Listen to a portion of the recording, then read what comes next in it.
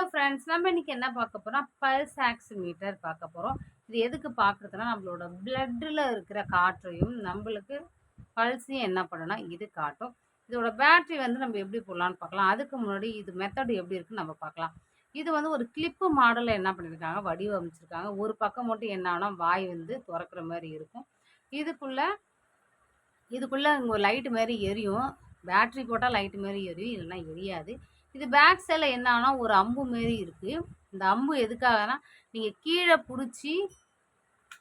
கீழ நீங்க இது மாரி பிரஸ் பண்ணா, உங்களுக்கு என்ன ஆகும்னா ஓப்பன் ஆயிரும். நம்ம பேட்டரி ஏற்கனவே வாங்கி வச்சிருக்கோம்.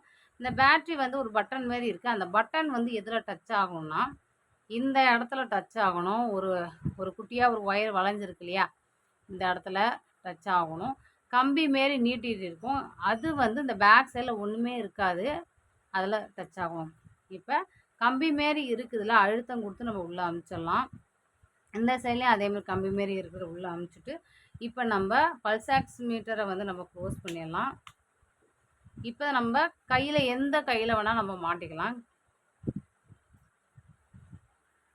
இங்க பட்டன் மாரி இருக்கு இல்லையா? சின்னதா ஒரு பட்டன் மாரி இருக்கும். அத நீங்க பிரஸ் பண்ணா உங்களுக்கு என்ன ஆகும்னா, உங்களோட பல்ஸ் ஆக்சிமீட்டர் வந்து எப்படி இருக்குன்றத